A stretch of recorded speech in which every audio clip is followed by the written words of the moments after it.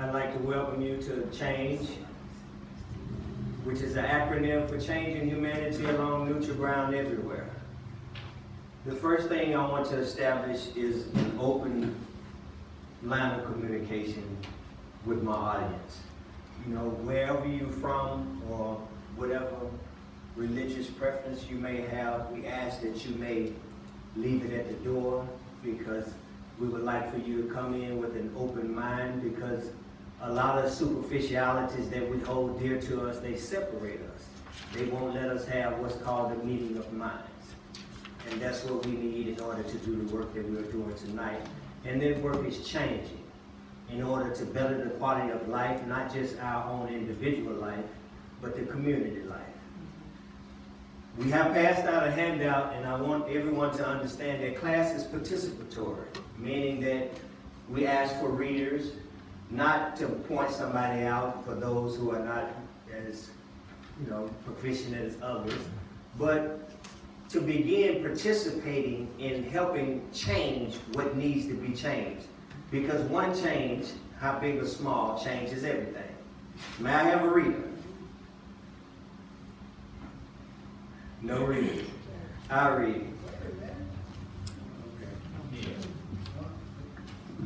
Changing Humanity Along Neutral Ground Everywhere.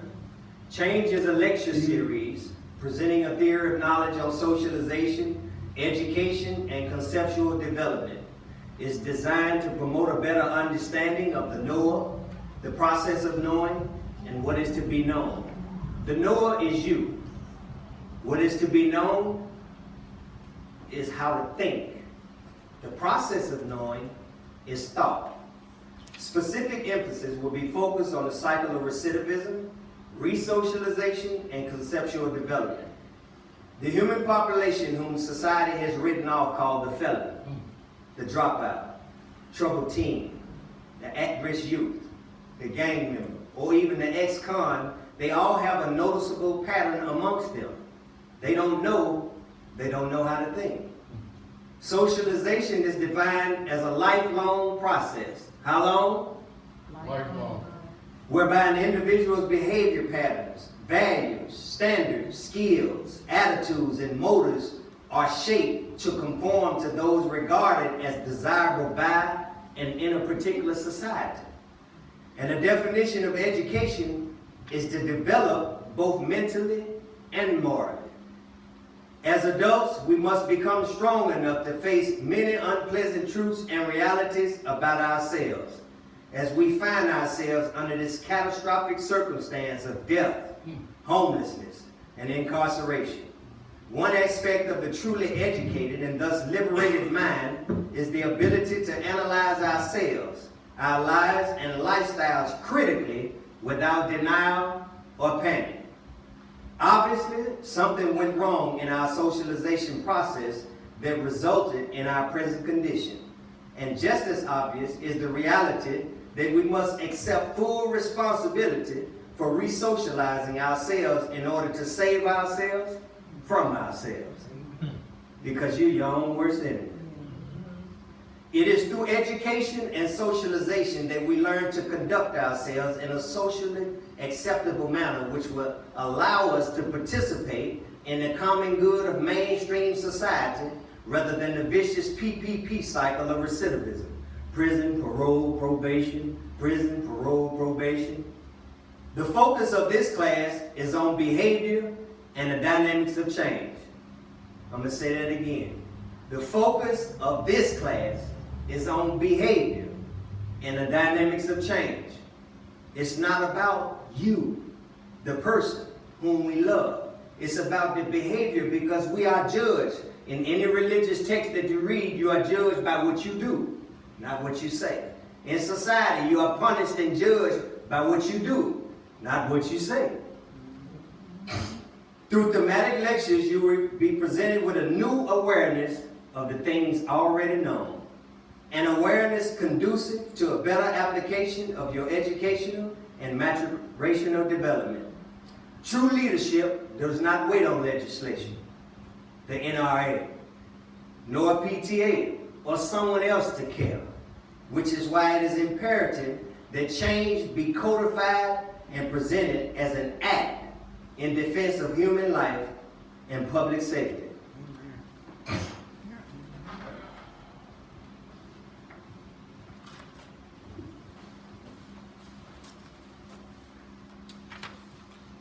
We're going to get one aspect of class out the way because a lot of people, they tend to get in their feelings when you start talking and dealing with truth. It ain't my truth. It ain't the truth because I see it. I have to adhere and grow into the same truth that you must. And the truth is a principle, which is a guide for behavior. Yes, sir.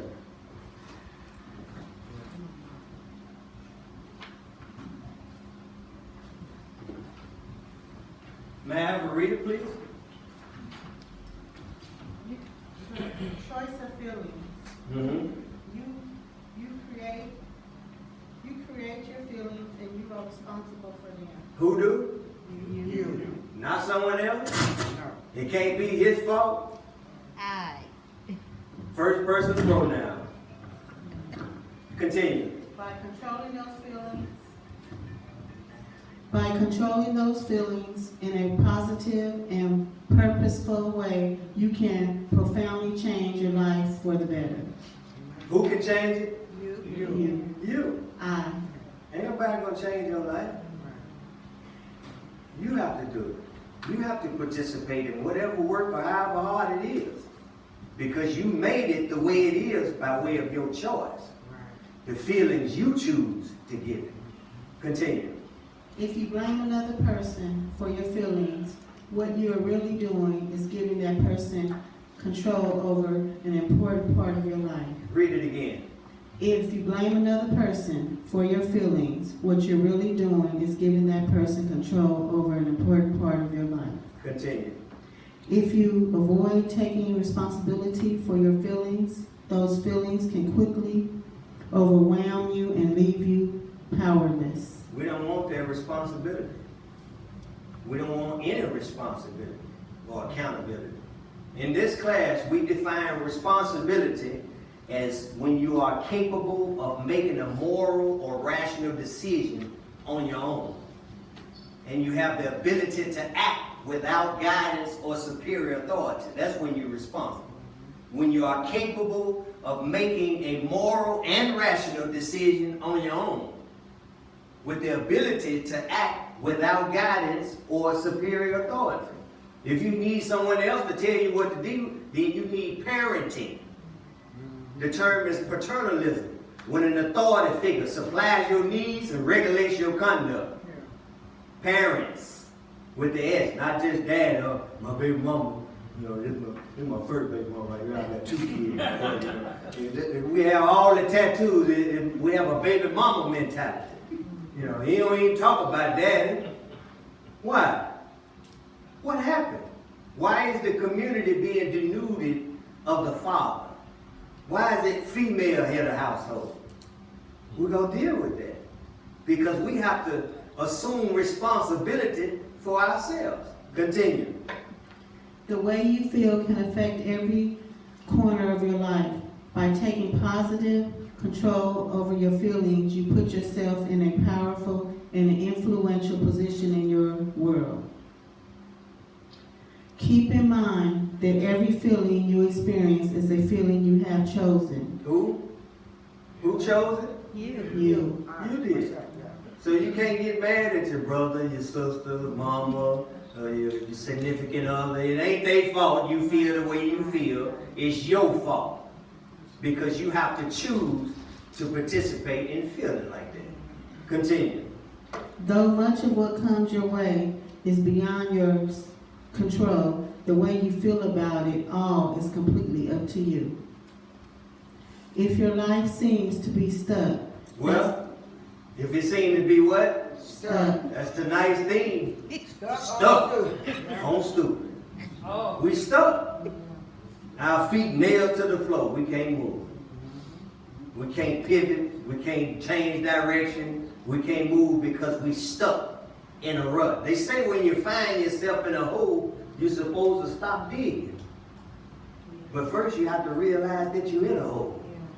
We don't even know. And don't know we don't know. Which leads us to believe that we do when we know everything except our own ignorance. Continue. That's a sure sign that you're holding onto feelings that are no longer appropriate. Know that you can let those feelings go and be gloriously free to move quickly ahead. Feelings are powerful and can bring much richness to life. And the power they have is the power you choose to give them. The power they have is the power who chose to give it. You choose. Yourself choose. You have to choose. That's our power. And our great creator, whomever you choose to call him, they said the Bible teaches that he has a lot of names, many names, and all of them are beautiful. Yeah. But he endowed us with some power. And that power is choice. And God was smarter than you because he locked you in because you can't choose not to choose. That's a choice too. And we're going to read about the power of choice so that we can grow into this understanding of these powers that we have, because we pray or been praying for many years without knowing that everything you pray and you ask God for, you already got it. You just don't even know it. Continue. Choose your feelings wisely, and life will be rich indeed. Choose them how? That means that we have to smarten up to the complexity of the life that we live. Instead of trying to dumb it down to all you got to do is make up your mind. If it was that simple, how come you ain't done it yet? If that's all you had to do was make up your mind to better the quality of your life, how come you ain't done it? What's wrong? Choice of feelings, the power of choice. You could ask 100 people if their lives had turned out to be what they wanted them to be, and probably not one in 100 would answer affirmatively. Most people live dissatisfied lives. I'm going to say that again. Most people live dissatisfied lives, unfulfilled in most aspects of their natures, but unable to decide what these aspects are or how to go about fulfilling them. They have turned out to be what they are because they have not chosen for themselves, but have allowed events and circumstances to decide for them. They have been molded by a million different sensual stimuli, and they will continue to be so molded as long as they fail to exercise their power of decision. You have to learn how to choose. Since we are locked in to making choices, we have to learn how to make better choices in order to better the quality of life. Because you can't choose not to choose. I ain't choosing. You just did. You chose not to participate in your own edification. You chose not to help yourself. You chose not to save yourself from yourself. You gave up on who? Yourself. So when you use these vulgar terms and you curse people out, how come you can't look in the mirror? Because that's who you gave up on. Yeah. You. By not choosing to participate in your own edification. Man's only true action is his exercise of choice. That's it. Everybody in the room had to choose to come and be a part of this program. You had to choose to do whatever it is you do on an everyday basis. But if you don't choose, your habit will. Next question. What's my habit? What do I do automatically without having to choose it? Go to jail, get shot, sell drugs. What do I automatically do? Well, I have over time and repetition repeated such an act that the choice has become habit. I have adapted to the choice. Now I don't have to choose no more. It automatically chooses. When I give up, I automatically slam dunk myself in the back seat of a police car. I automatically put myself in a situation that I can't get out of. How? Automatically, without thinking about it. How he grows and matures as the kind of person he becomes reside in the countless decisions he makes as he journeys through the years. The power of his choice is that it makes him what he becomes. It is the hub and wheel of countless spokes, each spoke representing a way to be taken. And a man stands always in the center of an infinite number of possibilities.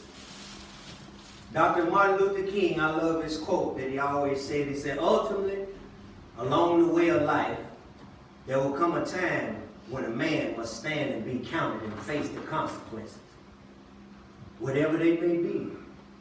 But if he's filled with fear, if he's scared, he can't do it. What? Stand and be counted as a man and face whatever consequences that you have brought on yourself by your freedom of choice. You have the freedom of choice, but you're responsible for the choices that you make. You can't just make a decision to do something. You have to understand what you're doing. So we have to be properly educated in that fashion. And people don't know the definition of education. They think it's master's degrees and PhDs and books, and that's not education. That's not the education I'm talking about. Hey, how you doing, young man? We just pulled your file. Right on time.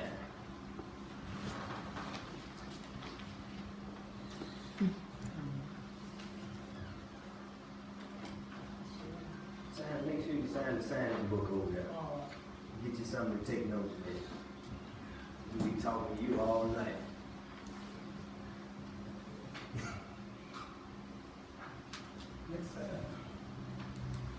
You may read it. The real meaning of education. There has long been a general misconception of the meaning of the word educate. The dictionaries have not aided the elimination of this misunderstanding because they have defined the word as an act of imparting knowledge. Just getting a whole bunch of information.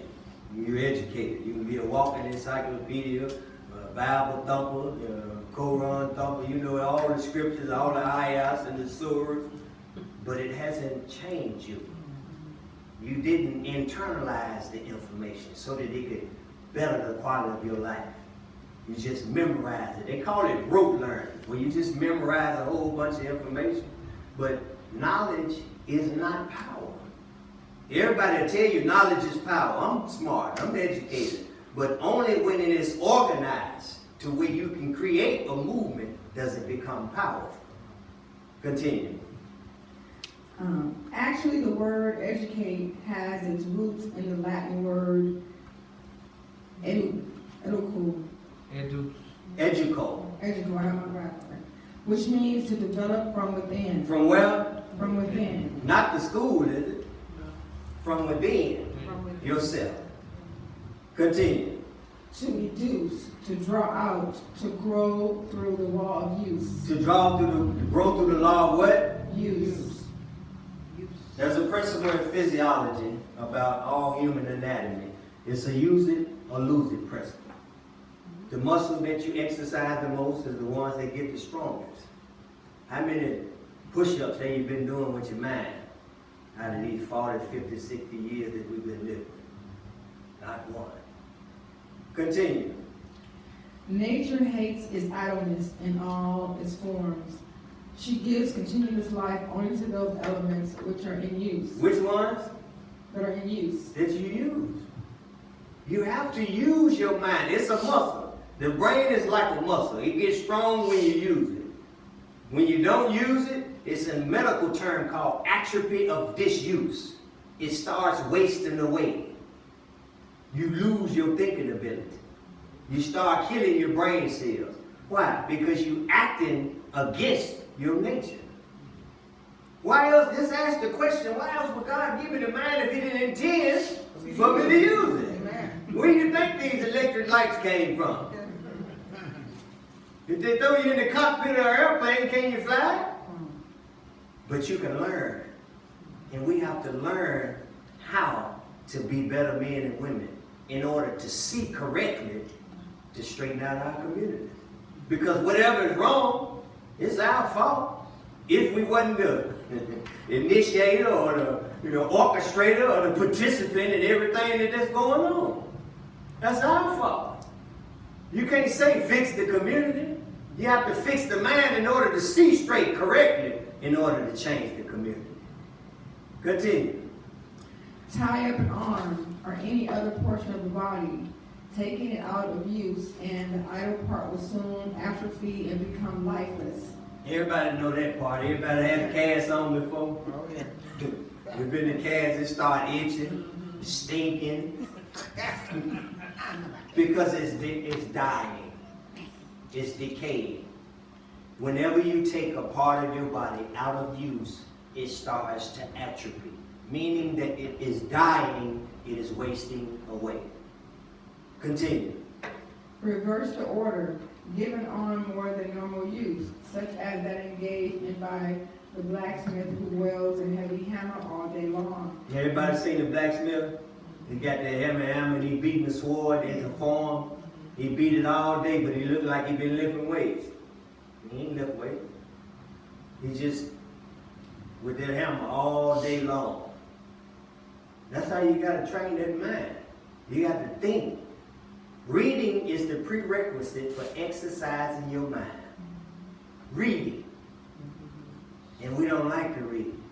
We don't like school. California graduate illiterates, functional illiterates. They can't go to UCLA because he graduated with deep and a perfect attendance. He have to go back and get credited, to get into school. But they say, I got my diploma. And you write down a mathematical equation and he can't solve it. Why? Because he just got a perfect attendance. Looking good at the schoolhouse. Continue.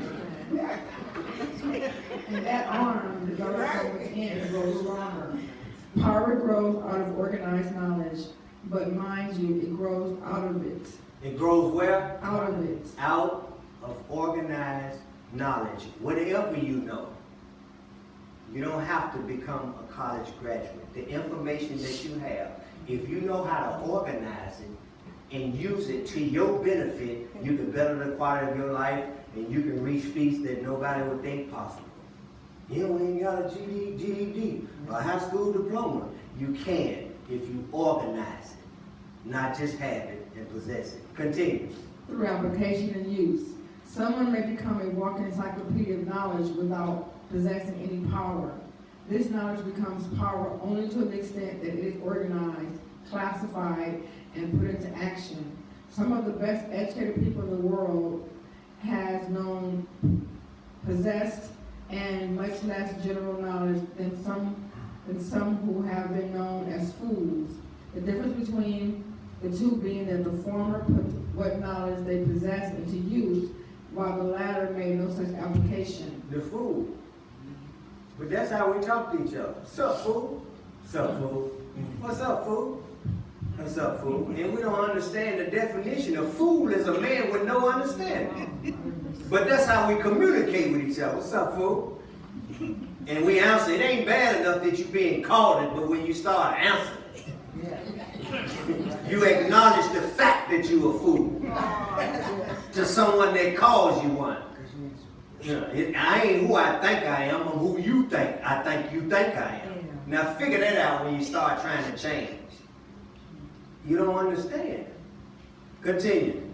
An educated person is one who knows how to acquire everything needed in the attainment of his or her main purpose in life, without violating the rights of others. Stop. Read it again. An educated person is who? Is one who knows how to acquire everything needed in the attainment of his or her main purpose of life, without violating the rights of others. That's an educated person. When you can do and obtain everything you want in life without hurting somebody else, without violating the rights of somebody else. That is what's called an educated person. And what I want to understand, what I want to understand about this use it or lose it principle, it's a law. Just like gravity. It pulls at 32 feet per second. It don't care whether you believe it or not, you jump off this building, your knees gonna buckle. That's just the truth. And the only way to escape gravity is to, use escape velocity, to choose, to assume the speed of 7 miles per second. That's what rockets should use. That's how you leave Earth. But gravity is what's holding you on here. Earth traveling at 65,000 miles an hour, spinning at 1,037.5 miles an hour right now, creating a gravitational pull, and it's tilted on a 25.3 degree axis so as to create the seasonal changes. That's what's keeping us right here. But we ain't gonna know that. They ain't talking about that on 83rd and Budlong and 14th and Johnson. They ain't talking about that. They're not talking about that. And we have to grow into an understanding of what we need to do through the law of use, because we have to exercise this mind. Give me a reader. Neuroanatomy and neurophysiology. Neuro means the mind. The anatomy is the parts of the mind. And the physiology is how it works. No readers? Nowhere. I read it. I read it. I have one? Have a reader. Okay. Well, class is participatory. Oh, okay. Yes. Use or lose. There is a law that is apparent throughout all life. Simply stated, it is use or lose. If we put our right arm in a cast for 3 months, it has shriveled to almost nothing. When the cast is taken off, That's why your leg be littler than the other one. It looks smaller than the other one because it's dying. Continue. only months of regular exercise will restore it to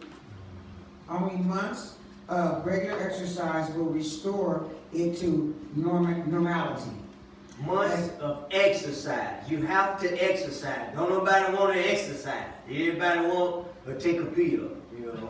I want a pill for this, and I want you to give me a shot for this, and give me an injection for this, but I don't want to work up on it. I want you to shoot me up on it, induce me with something. Continue. As we grow older and our lives become more sedentary, we cease to put regular strain on our muscles, and they become flabby and flaccid. I ain't gonna even say nothing about that, though. Everybody gonna get mad at me because, my stomach protrudes and we don't even go there. But we understand that when you do not exercise, your muscle turns into what's called cellulitis. Your body has to find ways to store the energy. It's unused energy that the body has taken in, and it has to find a place for it because you're not burning it off. You ain't burning up no brain cells, doing no thinking, and you ain't doing no exercising, so you gotta find somewhere to put it. Continue. Abdomens tend to protrude. Fat gathers on hips and thighs. And if we are forced to run across the street, we are out of breath. About to have a heart attack. And fear a heart attack. To run well, cross the street, cause a car coming. You finna fall dead because you have not been exercised. We don't stretch, we don't exercise, we don't eat right. Disease comes from the constant violation of nature's laws. It's a law. Use it or lose it. It ain't the truth, cause I said it. I didn't make it up. Continue. We lose our physical condition through failure to use the muscles of the body. How we lose it? Failure to use the muscles of the body. Failure to use the muscle of the body. We're going to talk about this muscle. And as a consequence, we are easy prey for disease and malfunction. Thank you. Regular and systematic use of our muscles prevents this, so with the more intangible parts of our natures. Okay, that's it. Thank you, candidate. We're going to talk about this muscle. the one that we have to use in order to orchestrate our affairs. We don't like using it. Some of us don't even know we got it. Because they cut your head open right now, they can't find the mind. They can't find will and conscience and choice and the spirit, but it's in them, but they can't find it. Those are your spiritual tools. This is a spiritual awakening class. Everything we talk about are the things metaphysical in the spiritual nature for enlightenment of knowledge and understanding. Let me read you something. Enlightenment is the term used to describe the highest level of spiritual awakening. It means attaining such a level of spiritual awareness that one discovers the underlying unity of the entire universe, as well as the fact that the source of all creation is the same source from which the innermost self in every human mind arises. All forms of spiritual practice are directed toward the goal of assisting every individual to discover the true essence of the universe, both externally and in the physical creation, and internally within the human heart of man. What we're talking about, this mind, because that's the only thing that God gave you that separates you from every other animal in existence. Every other animal got what you got. They created both male and female. They have all the different parts that you have. But the defining qualifier that they do not have is the ability to think, the ability to communicate with God. They can't transcend their environments. Ants gonna do what they gonna do. They're not gonna stop and start communicating with you. They're gonna still be ants, and they don't need a guide. No matter how big it is, they get together and they attack the problem together until it disappears. That's what ants do. That's why the Bible tells you to go to the ant, oh slugger. Because you can't figure out how, without a chief, without somebody to tell you what to do. Yeah. You got to have somebody to tell you what to do. Don't do this, don't do that, don't do this, don't do that. It ain't no good for you to have no memory when you got somebody to tell you, or overseer, a shot caller. But you got to exercise this mind because that's what God gave you. Give me a reader. In the deepest recesses? Anybody? Where the microphone at? Where you read? In the deepest recesses of the brain, in a region called the central core, The central core. are structures involved primarily with autonomic processes, such as heart rate, breathing, swallowing, and digestion. Okay, that's the God force. That's the part that you don't have to worry about. You don't have to worry about that who's gonna keep my heart beating. You know, I gotta keep my heart beating. I gotta keep my lungs breathing. You don't have to worry about that. Because you can try to hold your breath now and you're gonna breathe. Why? Because that ain't your business. God does his part. You got to do your part. Continue. Developing the central core. Enveloping The central core is the Enveloping the central core is the limbic system. Which is involved with emotional and sexual behaviors, as well as with eating, drinking, and aggressions wrapped around these two. What's in the limbic system? Sex and aggression. Emotional and sexual behavior, as well as eating, drinking, and aggression systems wrapped around. All right now. How sure? Yeah. Somebody paying attention. Get that man It's the the limbic system. In the limbic system, all that's in there is sex, violence, feelings, and appetites. I knew that. It's called a child platform or the animal platform, which exists in man. We're all born with it. What's in them? Sex, feeling, violence, and appetite. What's not in them? Thinking. Ain't no thinking going on in the limbic system.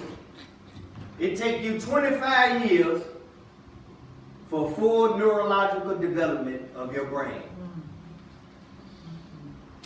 25 years. But what happened to us in the past?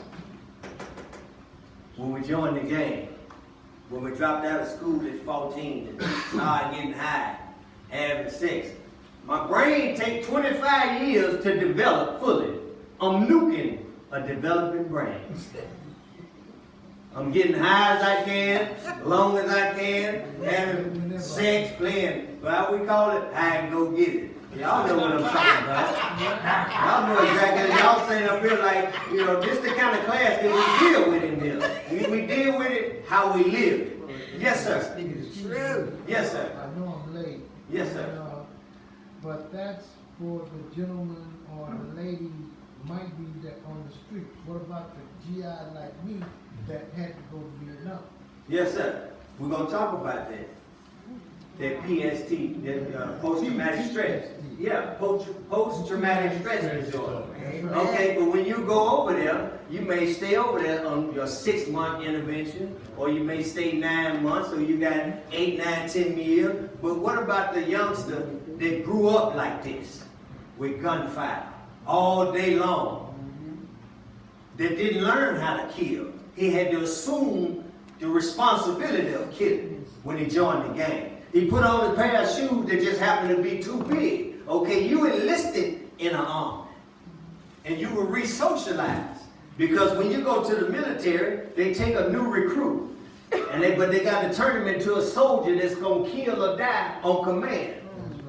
That's what they have to do to him. So he had to be raped of his will. He had to be raped of his conscience. He got to be raped of his spirit. And he got to be raped of God in order to do what you had to go do. Right. So the youngster, he don't understand that part. See, but he grew up with post-traumatic stress disorder.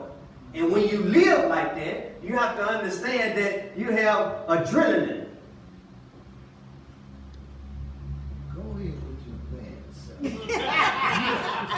It's flowing through you. It's called norepinephrine. That's right. That's the medical term for That's it. right. But it's adrenaline that comes from your parasympathetic nervous system. It's the fight or flight principle. Okay? But when you are like this every day, when you watching the police, the rival gang members, to see if the jack was coming, or the police 24/7, week after month, after year, after year, after year, after year, you'll develop what's called cardiac arrhythmia, which predisposes you to a heart attack. That's why these kids are dying at unprecedented rates. That's what happened to us. So for the GI, I hope that I answered your question. Telephone time. He ain't got You don't need to. time. I got good ears. All right. All right. Okay, but we're talking about this limbic system because we are all born with the limbic system. It's a part of who you are. It's your nature. It's that team brain. Yeah, We all was a team before. right. All right. Okay, but we never grew into the team brain. We never understood what it means. What they teach you that. What American school curriculum have you seen? The discussions wrapped around the team brain, wrapped around human anatomy. Unless you go to college at doctorate degree level. You got 20 or 30 more years to waste reading books before you figure out what's your own problem. Who have that much time? Time is the most precious thing you got. When you run out of time, you run out of life because time is defined by life and life is defined by time. And it took time for us to get messed up like this because in the past, we made some mistakes. And those mistakes produced this present condition. That's right. And only by using and taking advantage of the opportunity of today, this present, that's why it's called a gift. God did his part. He woke you up. Yeah. Now what you gonna do? Reflection is the business of man. You have to reflect back on your past experience. You can't reflect on the future. It's not here yet. Yeah. But 5 years will be here in 5 years. And if you don't change today, how you gonna look in 5 years? Amen. Where you gonna be in 5 years? What you gonna have in 5 years? Amen. If you do not participate in changing what needs to be changed today. Amen. Wrapped around these two primitive brains, meaning raw, the central core, and the limbic system is the pinnacle of human evolution. That's what it's saying. The universe where the human mind exists in this region. It's the pinnacle of human evolution. You can find it in Psalms 8. Pastor, would you mind reading it for us, sir? Psalms 8 is where God gave you this, and he told you about it. And he put you in charge over everything. But we can't get it. Psalms 8. You want the whole chapter? No, just 3 through 5. It's short now. Yes, sir. When it says, Oh, man. Praise God. O Lord, our Lord, how excellent is your name in all the earth, who have set your glory above the heavens. Out of the mouth of babes and nursing infants, you have ordained strength because of your enemies, that you may silence the enemies and the avenger. When I consider your heavens and the work of your fingers, the moon and the stars, which you have ordained, what is man that you are mindful of him? what is man Yeah. that you mindful of him? Now, I like it enough where I'm reading it. Continue. I can't get through. But want to preach. What is man that you are mindful of him, and the Son of Man that you visit him? For you have made him a little lower than angels, and you have crowned him with glory and honor. Stop. Where you put a crown at? We're talking about the pinnacle of human evolution, which is the mind. You put a crown on the top. That's right. It's called your frontal lobe in neuroanatomy and neuropsychology. Your brain. The last part that it take you 25 years to develop. Then it must be cultivated. That's why religious texts teach you to train a child in the way that he should go. Why? Because all he operating with is sex and violence and feelings and appetites. He can't get enough of nothing. Can't get enough sex, can't get enough cars, can't get enough money, can't get enough tennis shoes, can't get enough shirt, can't have enough girlfriend. Some of us today, grown men, and can't get enough of nothing. Well, come on, sir. We unsatisfiable. You can't quench our thirst because we never grew into an understanding of who we are. We talk about this self-image. Who am I? God created us who we be, but out of my own creative genius, I make myself into who I want to be. Who I wanted to be was always in jail because he was a thug or a gangster, a player, a Mac, and a dope boy, and a killer. I'm going to put some work in. I ain't going to work, but I'm going to put some. Where we live in the real world. And in the real world, that is the life that we live, and that's how we have to deal with it. Construct it. You have to see through eyes of truth. We're talking about the pinnacle of human evolution. Continue, Pastor. Spade is spade. It says here in 6, continuing from verse 6, you have made him to have dominion over the works of your hands. You have put all things under his feet. Stop. First, God gave you all the tools in the world that you need. The glory of your mind and the honor of your conscience.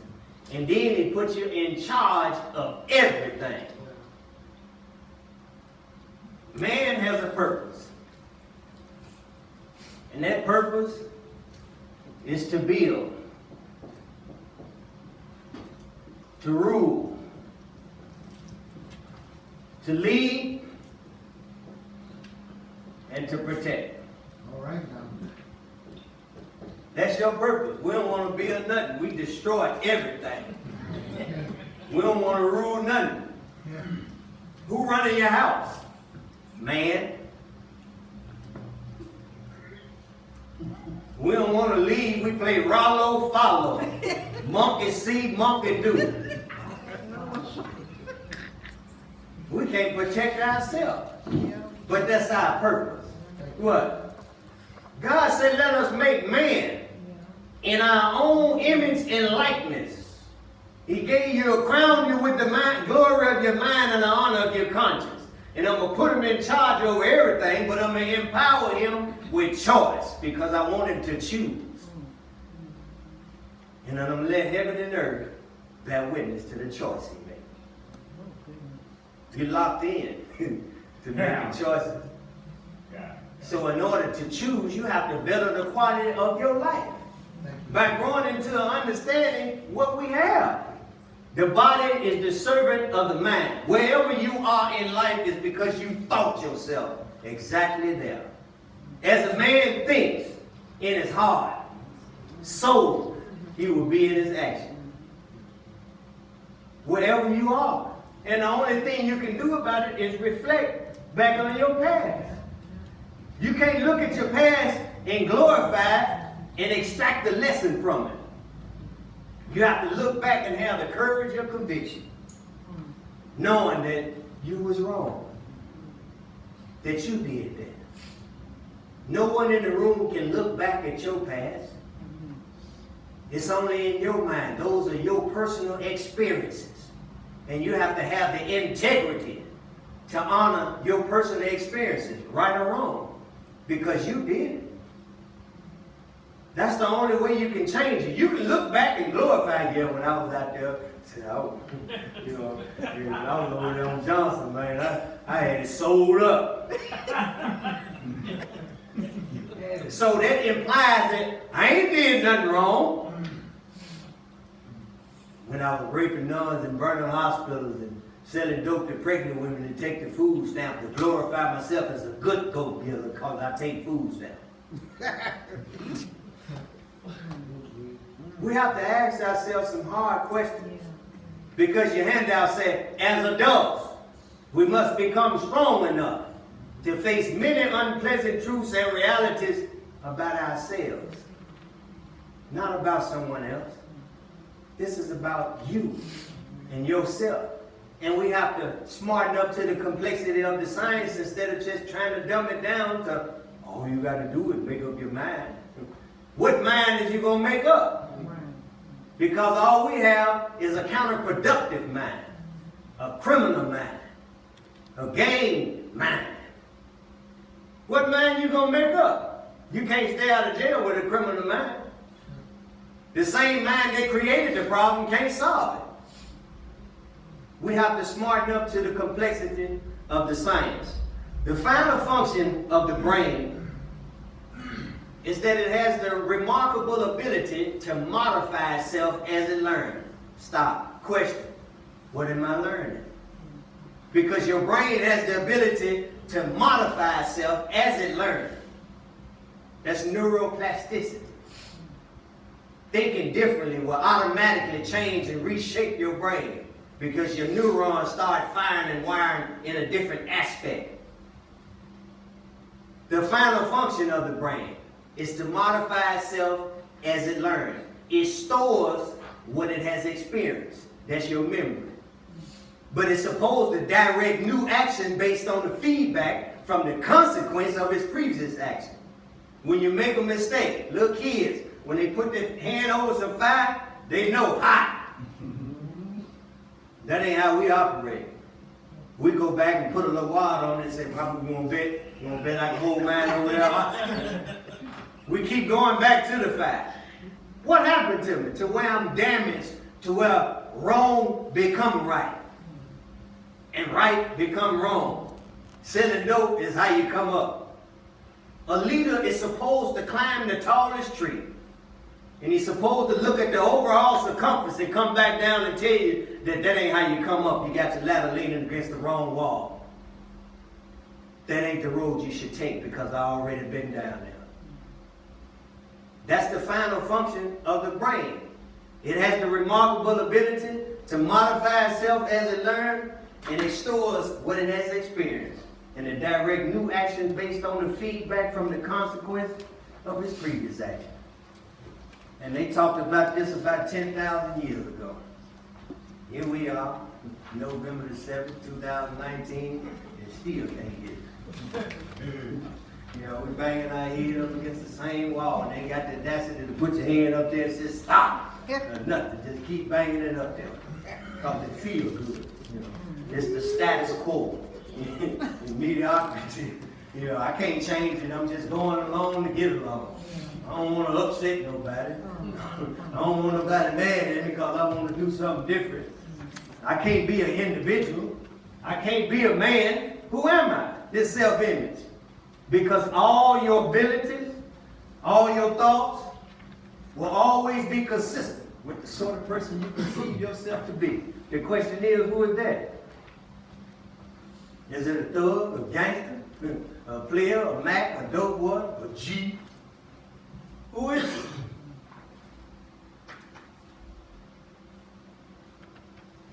The Sphinx. The riddle of the Sphinx teaches us that the body is the servant of the mind. The name means hero of the horizon.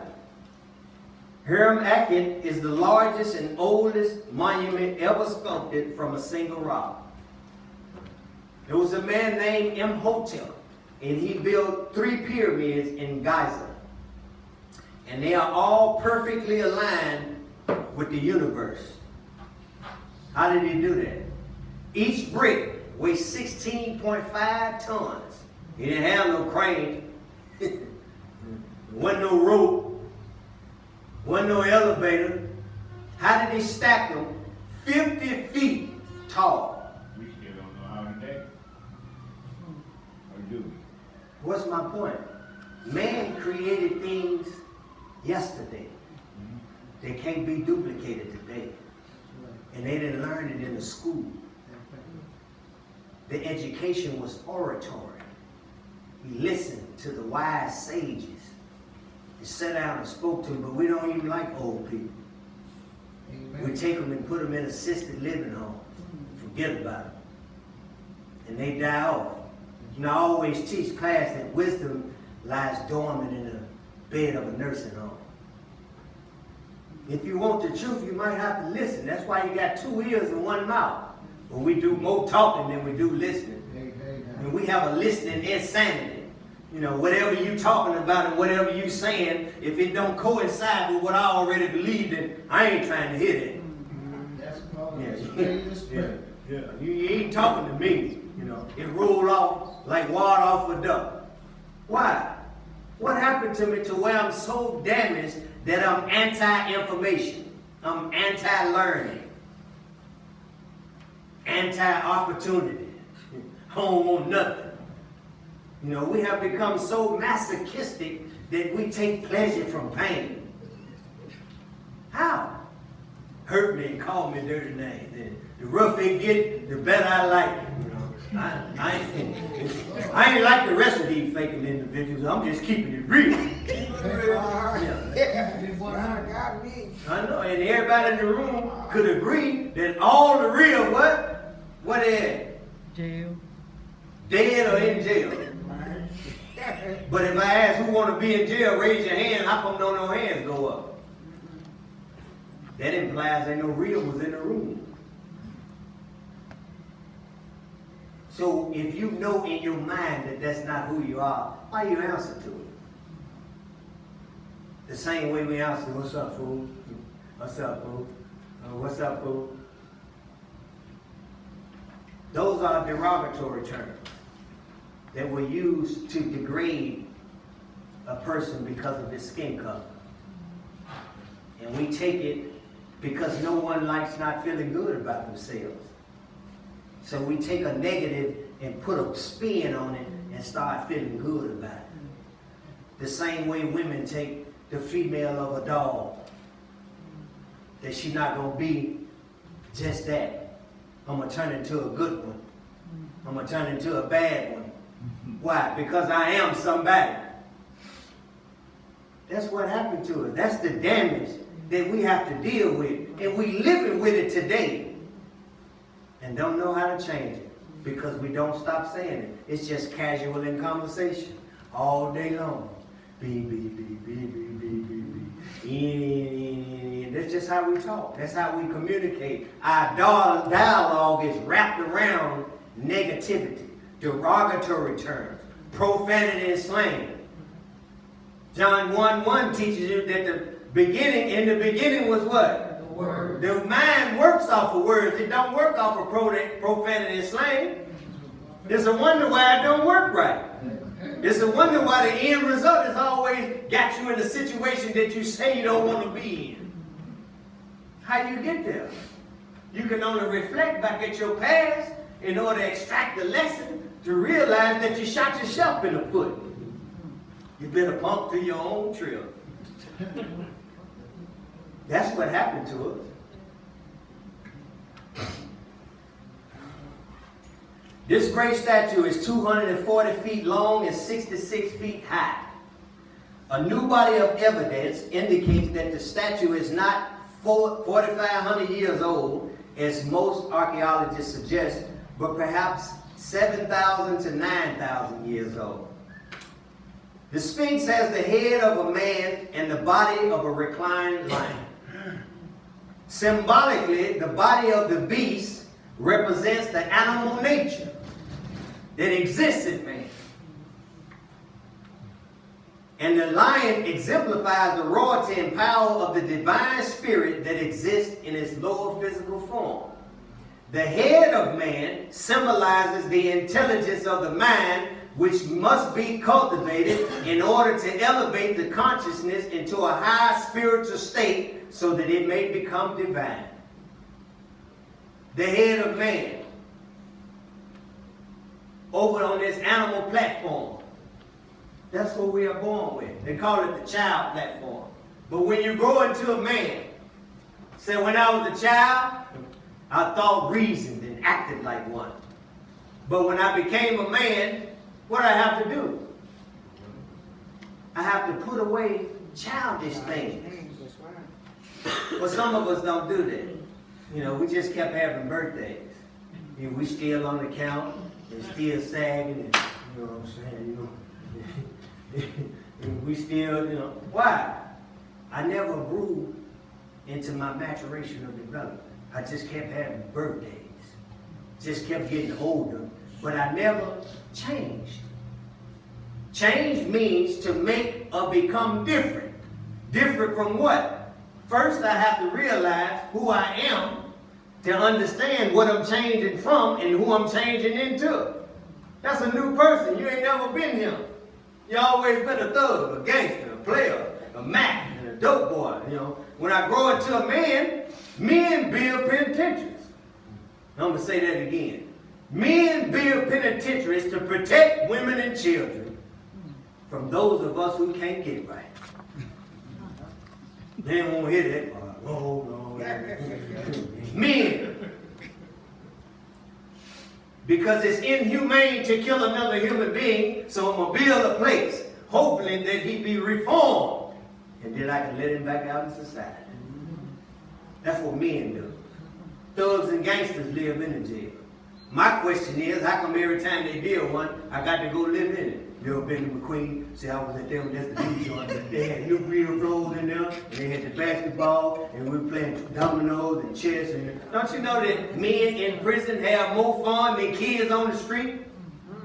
The kids on the street in the back room playing a video game, learning how to kill something. So all you got to do is give them a gun. They shoot up schools, shoot up communities, shoot up neighborhoods. But we in prison having more fun. Prison has become a recreational experience. Everybody down there, not everybody, just everybody we know. Because all we know is thugs and gangsters, and dope boys, and players. Yeah, we don't know no straight people, because we can't hang around the squares. You know? That's what we call them, squares. You know? Nerds and squares. We don't want to be around them. What happened to them? The question the existential question that life asks you. What happened to me? To where I can't live outside of a barbed wire fence. To where I need supervision. Somebody else to tell me what to do. Count time. Lockdown. Chow time. That's when I move. When somebody tell me what to do. Man, when you are capable of making a moral or rational decision on your own, and you have the ability to act without guidance or superior authority, that's a man. The head of man symbolizes the intelligence of the mind, which must be cultivated in order to elevate consciousness into a high spiritual state so that it may become divine. Metaphorically speaking, it is the suppression of the lower animal nature and the refinement of the thought process that leads to the spiritual evolution of man. Spiritually speaking, it is only by conquering the beast within that one is capable of truly knowing God. Only. You got to get on the inside. Change starts on the inside. You can't change the outside. But we have to understand what we're dealing with. We don't understand what we're dealing with.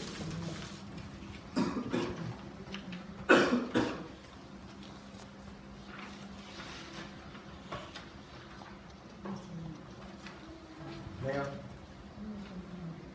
Okay.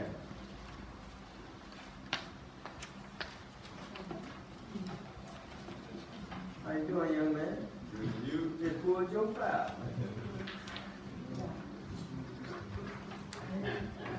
Thought I was going to have to put the APC out on it. Thank you. Man.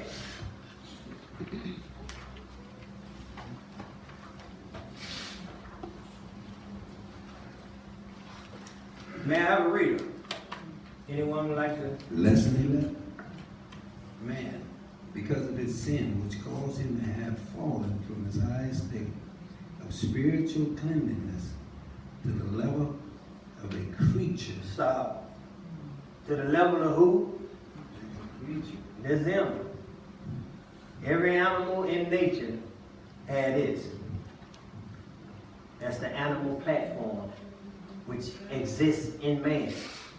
The only thing that they don't have is the mind, and it takes a human 25 years to grow one.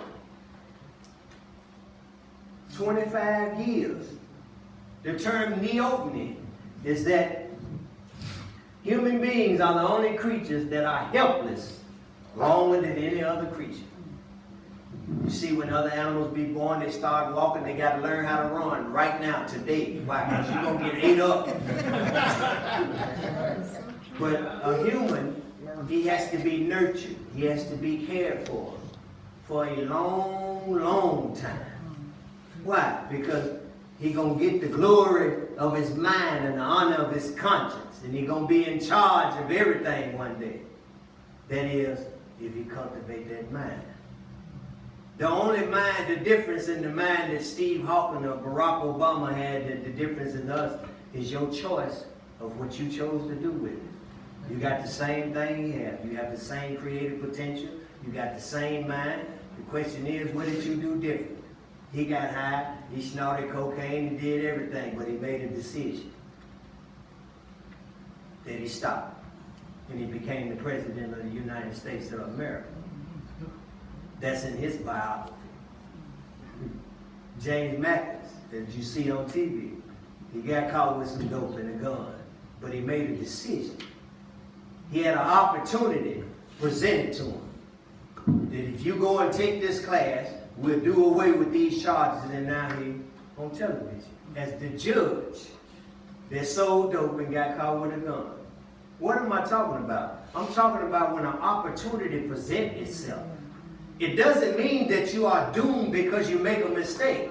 That's why they put erasers on pencils, because you're going to make some mistakes. But in this day and time, mistakes cost you more than you're willing to pay. The tab too high. the mistakes that, we did when we were young. Our youngsters don't have the luxury of making the mistakes because it killed him. It took his life.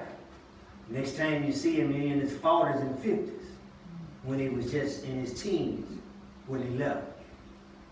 That's the reality of what we're going to get into about not knowing how to orchestrate this mind. Because the criminal justice system has seized upon the ignorance of the game. Continue. Who acts only for his own satisfaction, by the gift of free will. Their free will is choice. Continue. Must be regarded as a dangerous creature of life. Why? Stop. Why you got to be regarded as dangerous? Anybody? What's not in here?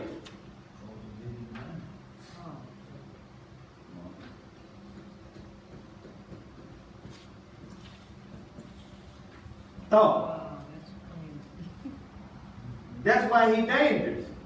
That's why man is his own worst enemy. Why? Because he ain't doing no thinking. That's why kids do stupid things. That's why he get a brand new car and do 200. He doing 200 on it, doing a dash.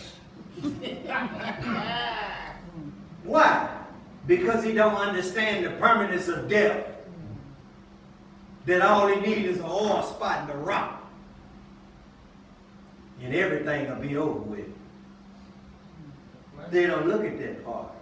They don't understand STAR.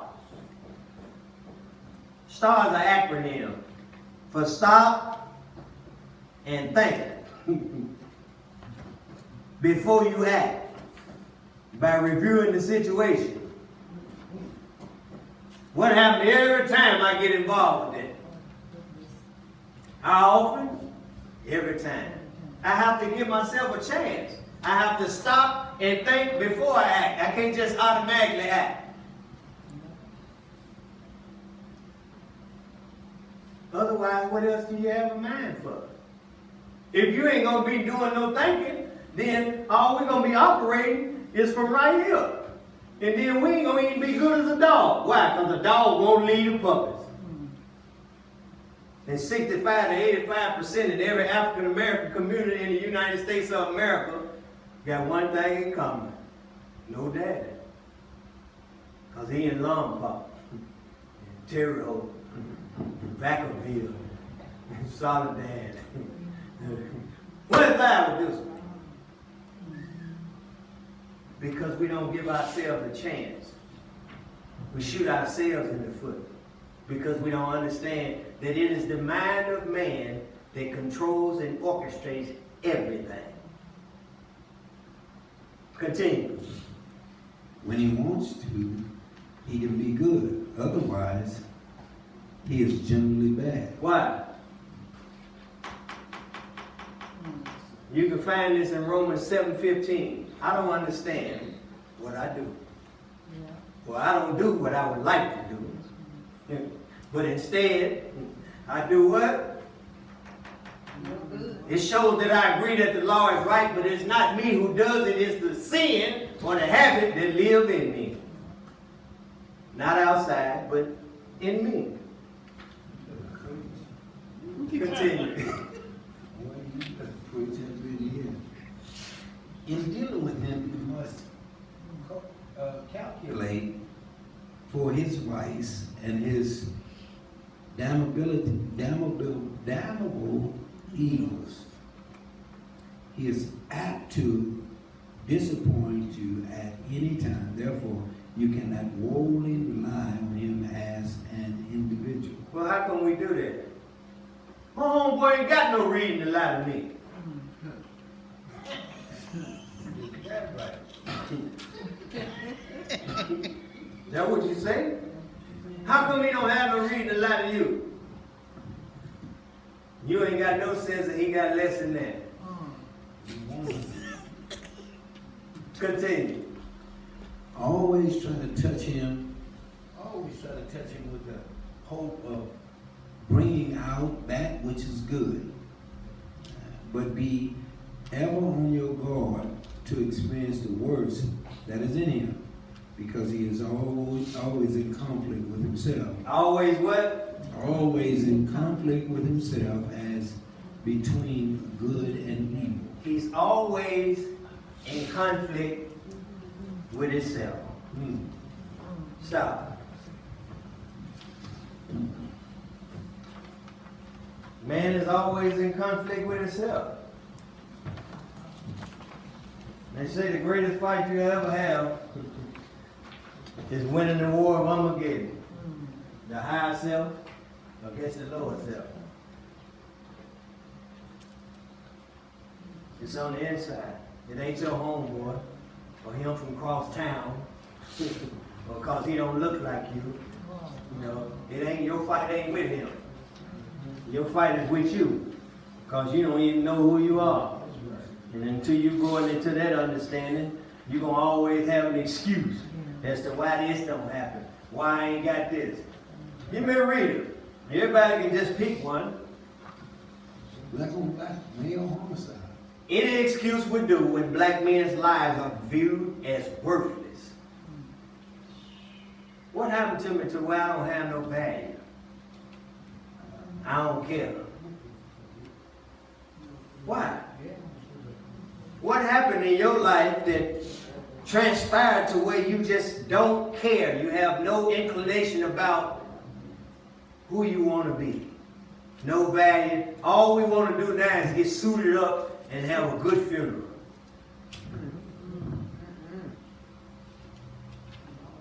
Give me a reading. Is it because of 400 years of oppression? Is it because I'm underprivileged? Is it because of the white man? It's because I don't know my history? Is it because of violence on television?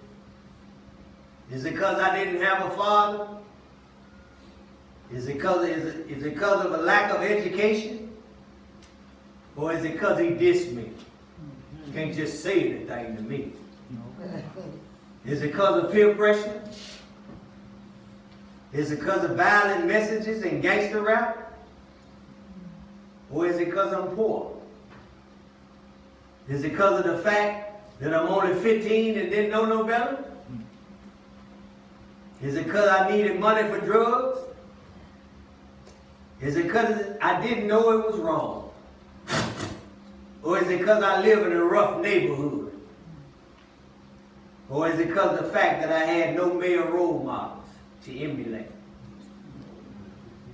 Aren't you getting a little tired of the excuses for why we kill one another? But we have to grow into this understanding. Somebody taught me how to be like this.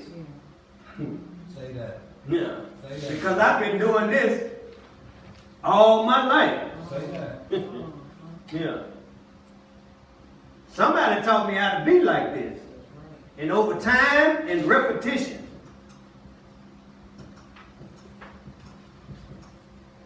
I learned how to kill. I learned how to steal. I learned how to rob. I learned how to make babies that I ain't going to be around to take care of. What you expect a foolish person to say? Something intelligent?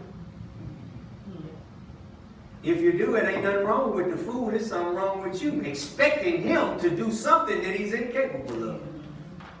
Telling him that he can't just say anything to you. He got to talk how you want him to talk, or because you're the legal police. You can't expect a behavior to come from anything unless you have instilled that behavior. If you hadn't taught it, then you can't have the expectation of seeing it. Say that. Why? Because you can't get the life right until you get the behavior in check. You can't get the behavior in check until you get the mind and thinking straight. You can't get the mind and thinking straight until you clean up your language, because the mind works off the word. What we put on it? Profanity and slang. Ain't nobody in the room can come up with 15 profanity words unless you combine them. That's the thing about it. But a child, I always use my granddaughter because I love her to death. 6 years old. She able to understand 14,000 words. 14,000. And here we is in our 40s and 50s, operating off of 25 words or less. Come on, sir. Come on now. You said something. Ain't the truth cause I said it. Look at how you talk. How you gonna talk soon as you leave. Yeah, that's the one. So you was talking about this and that. You know what I'm saying? A child 6 years old is able to understand 14,000 words and use 2,500 in a sentence. But here we are, grown men and women, and we operate off of working vocabulary of 25 words or less and can't understand why our lives are in disarray. Words are the symbolic tools of working thought. Words. Let me read you something. Consider the following. When you think of anything, you attach words to your thoughts. In fact, it is difficult to think without words. Therefore, words are the symbols that the human mind uses to group thoughts and which constitute intellectual forms of understanding. The mind learns to call objects by names. We have a window of opportunity from 18 months to 6 years old. It's called a naming explosion. That's why kids always, what's this? What's that? Why? How come? Why? They get it, you call it bad. They get on your nerves because you don't want to answer or you ain't got the answer. It's one of them. What's this? What's that? Why? How come? Why? What's this? What's that? What? He's a sponge. And he's trying to learn what? This environment that I'm in. Because for 9 months he's been swimming and living in amniotic fluid. Sad. I ain't been breathing. I ain't been doing no thinking. I just been swimming, living off of mama. But when she gave birth to me, they gave me some stimulus. And I had to start breathing. Jumpstart them lungs. To start breathing. But then I have to start learning. I have to start finding the names of things. And we get the wrong name. See, something happened in our socialization because we went to school. The average vocabulary is 30,000 words. But see, we go back to profanity. Why? Because everything I dislike become one word. I don't eat that. I don't like them. What you talking about? Asparagus, Brussels sprouts, cauliflower, kale, broccoli, you know. I'm talking about a whole lot of words and I'm going to reduce all of them to one. I become neologistic. And neologism is a term that when you take a word that already has a meaning and put your twist on it. Like the kids now, they don't have sex no more, they smash.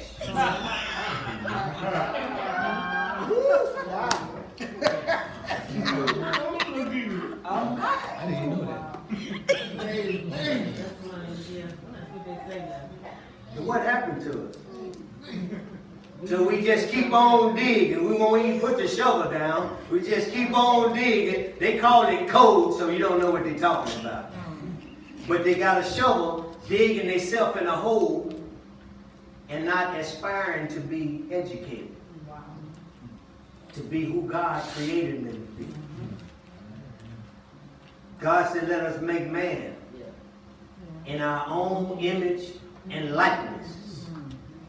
And I'm going to crown him with the glory of his mind and the honor of his conscience. And I'm going to put him in charge of everything. But we don't want responsibility.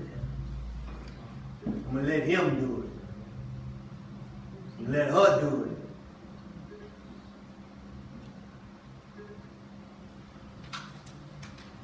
When the mind goes beyond words, it goes beyond thoughts. It don't do no more thinking. I'm going to say that again. When the mind goes beyond words, it goes beyond thoughts and thereby experiences different consciousness. You go from consciousness to unconscious. Let me show you what I'm talking about.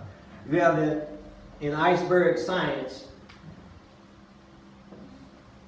we have 10% that's conscious and 90% that's unconscious. I'm just rounding it off. It's 12% over 88%. So I'm rounding it off. 10% is your conscious mind. They say that's what we use. Some of us don't even use that. But 90% is habit. Most of what you do every day, you do it unconsciously. What am I talking about? Tie your shoe. You don't got to think about tying my shoe. You got to think about putting my clothes on. You got to think about ironing my shirt. You got to think about buttoning. You don't have to think about none of that. You just get up and automatically do what you do. 90% of what we are, 90% of who we are, is our habit. Next question, what is my habit? Because don't nobody know what your habit is.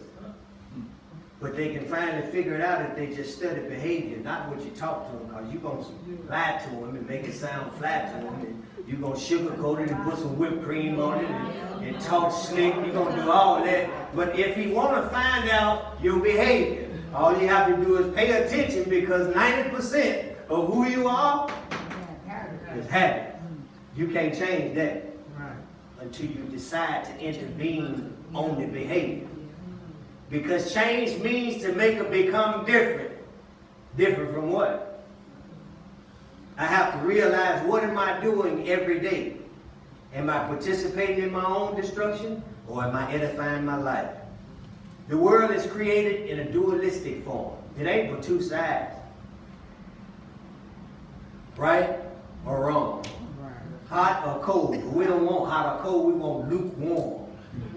I almost hit the lottery. You either hit it or you didn't. But I almost make me feel good about it.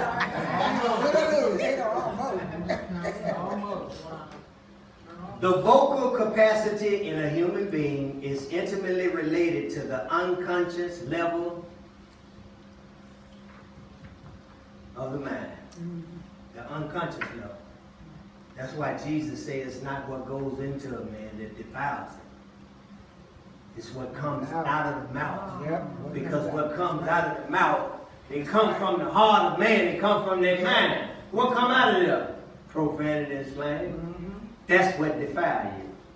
That's what got you living in these cracks and crevices of life. That's what got you with a shovel and you don't know it's in your hand while you still digging the hole that you can't come out of, because I don't know I'm in one. And don't even know I got the shovel. Because why?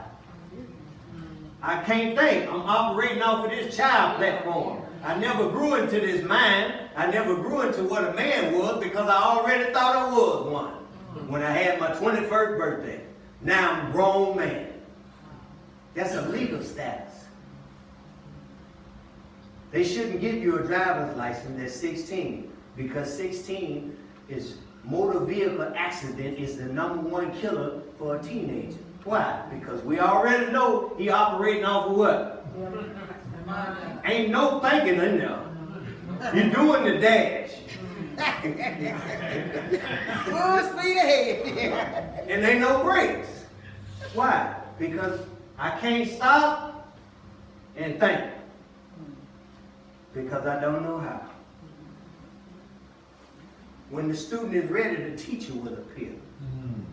And he's going to speak your language so as to make the message clear. Because God don't send a messenger unless he can speak in your language and talk to you. But you have to be listening. And we have a listening insanity. Like I said earlier, as long as it don't coincide with what I believe, I ain't trying to hit it. When one's speech becomes truth, one's consciousness is truth. When one's consciousness is truth, it is in harmony with the transcendental truth of the universe. You have to align yourself, because the world is created in a dualistic form. No man can live in two opposing conditions at the same time. You can't love somebody and hate them at the same time. You can't be for them and against them at the same time. That's impossible. You're going to love one and hate the other. And that's called a dichotomy.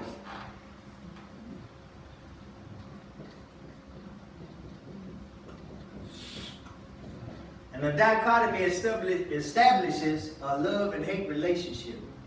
So when you look back at your past, you can just ask yourself, what is it that I love? Because if I ask everyone in the room, do you love yourself? The first, the knee-jerk response is, yeah, I love myself. Okay. What is it that you love about you? Who are you? Their self-image. Who am I? How can you love a thug? The definition of a thug is a murderer and a robber. That ain't the truth because I said it. Look in your dictionary. Everybody got a cell phone. Thug. Murderer and a robber. Or it says criminal as the synonym. Who am I? Because all my thoughts, my feelings, and my abilities can always be consistent with the sort of person I conceive myself to be. Who is that?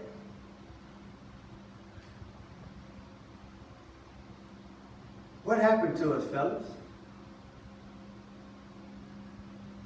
We were created first, but we continue through a woman, which is the most precious thing on the planet.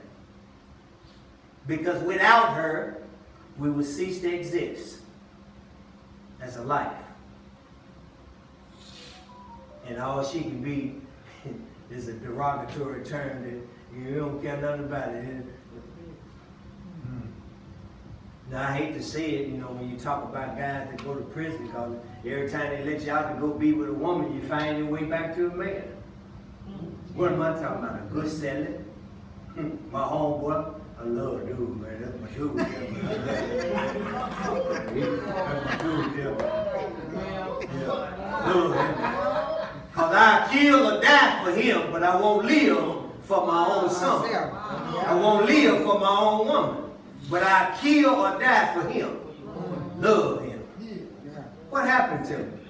To where that love has grew into another man. This ain't classical homosexuality I'm talking about. I'm talking about an olfactory adaptation. When you're in an environment of all men all the time, you have a pheromone that comes off your body from your endocrine gland. And it's volatile. If you're around a man, seeing a man, touching a man, hanging out with a man, always looking at his yokes, you know, that's all we do. We pull your shirt off for another man, but you won't do it for your woman. You won't get thinking for her. You got to cut the light off for another man. You want to show him your yokes. Wow. Y'all know what I'm talking about. Y'all know exactly what I'm talking about. Amen. Say it,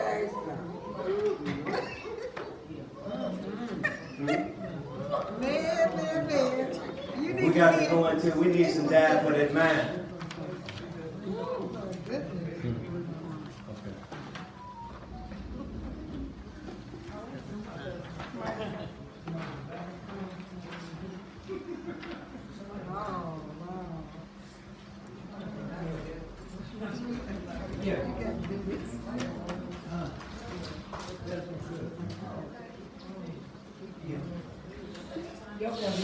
I'll let him tear the house up. I'm gonna have to speed it up, y'all, because we about to run out of time. But you know, I appreciate each of you guys coming out, and I hope that you enjoyed it. And I pray that there will be more classes as such. But we're gonna have to deal with the community itself, and the community itself is you. And we need some diet for the mind. We need something else to put on it other than what we've been putting on it, because the information that we've been partaking of, it hasn't worked. We hadn't benefited from it, so we have to put something else in there. We have to be mindful of that. If one looks closely, one can find many parallels between providing for the physical body and providing for the mental body. Just as one must observe certain basic rules for the ingestion of foods into the body, one must also observe similar rules for the intake of thoughts into one's mind. The consequence of breaking certain nutritional laws is that we experience poor physical health and often considerable discomfort. Similarly, if we break certain laws of mental growth, we suffer from poor mental health. There are several basic characteristics of a physical diet which are also applicable to the mental diet. In the same way that we must choose our foods wisely, we must carefully choose the experiences or ideas which enter our minds. One of the most serious causes of gastric disturbance is eating too much. If we fill our minds with too much of the material and experiences provided by this culture, we run the danger of mental discomfort in the form of depression or mental confusion. This is particularly evident in relation to the use of television and other mass media. We find in these presentations a diet of mentally destructive material, which when taken excessively will leave us very uncertain about what we should and should not do. In fact, too much input of any kind is bad for our mental growth.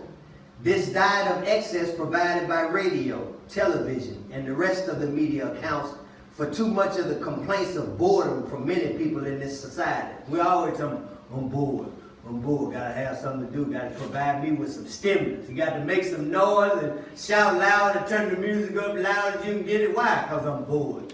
I don't like school. We find ourselves conditioned for the constant stimulation by these media. That's why the whole world walk around like this on the cell phone. Yeah. He'll walk right in a hole, Right in the stuff. right in front of a car, or nothing. What happened to me? And I want you to understand something about how that happened, because they did it in California Medical School in San Francisco in 1971. They said when the technique of mind control have been perfected, every government that was in charge of education or technology for more than one generation would be able to control its subjects securely without any need for the armies of the police. That's how we police ourselves. The police don't even have to pull up no more.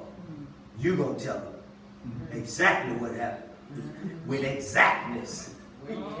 Why? Because they gonna provide you. Something shaped us like this. They say there will be in the next generation or so a pharmacological method of making people love their servitude that's being locked up and producing a dictatorship without tears, so to speak. You ain't gonna even be crying about it. I can do time. They can't break me to hold just another part of the jail. The rougher it get, the better I like it. Producing a painless concentration or prison for entire societies, as that people will in fact have a freedom taken away from them, but will rather enjoy it. 25 with this one, check. You trying to see me? Get the book.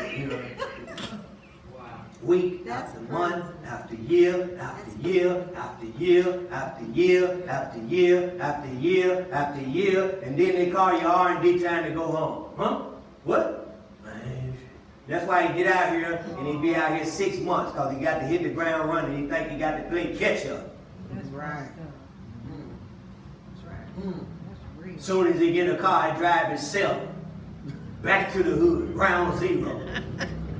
He don't even know how he got there. Stipulations of his parole, all everything he signed say, I ain't gonna do this. He drives straight back to ground zero. Automatically.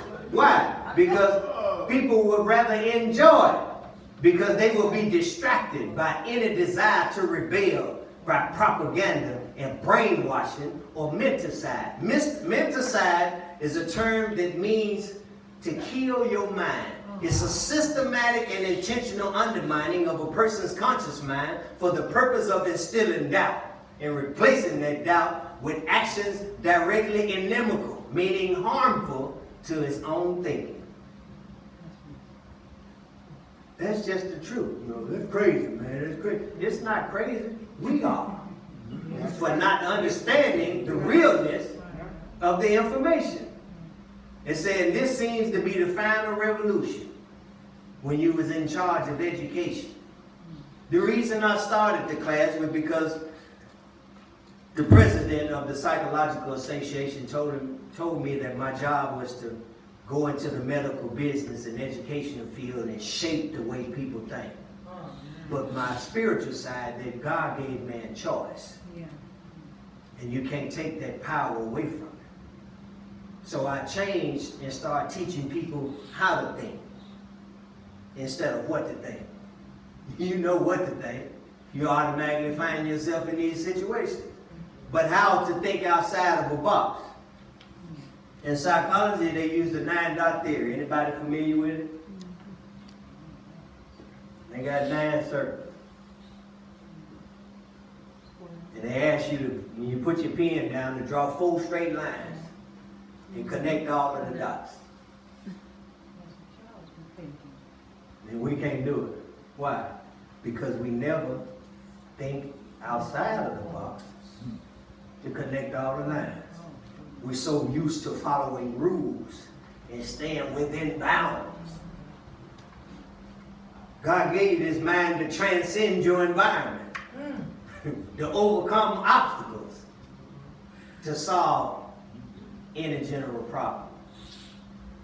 That's my time, and we greatly appreciate you guys for coming out. I'm going to say this poem that I wrote. It's not really a poem, it's just a perspective, the proper interpretation of reality. When most of us have been sentenced to the criminal justice system, you felt that if they did something to you. But the perspective I want you to understand is the judge's standpoint. He said, "Would the defendant please rise?" He said, "Sir, you have been found guilty of a very serious crime, and although you have an impeccable background, and although my chambers have received scores of support letters praising you and your character, and although you never really hurt anyone, and although the pain on your face shows obvious remorse for what you have done, it is my duty to uphold the law of this land and protect this society from criminals. Therefore, I'm left with no alternative but to administer the appropriate punishment. Sir, I hereby sentence your family to 10, 20, and 30 years without you. Wow. I hereby sentence your wife to make the awesome choice of either celibacy, infidelity, and or divorce today. I hereby sentence your children to the awkward embarrassment as to making excuses to their friends as to why their dad has to work out of town for so long. And wife, I hereby sentence you to uphold all of the responsibilities of the household as well as its legal and institution costs for the next 10, 20, or 30 straight years. But you, my man, I ain't sentencing you. You see, I must take care of you. You see, what I got to do is keep you healthy for a while. You see, it is because of people like you that my own family is secure. It's because of people like you that I got to shine a new Lincoln out there. It's because of people like you that my kids can go to college. And it's because of people like you that my political career is secure and skyrocketing. So what I need to do is take care of you for a while and hope that they keep sending more customers just like you. At least until I get my pension. Sorry about your family, but I got to look out for my own. Next.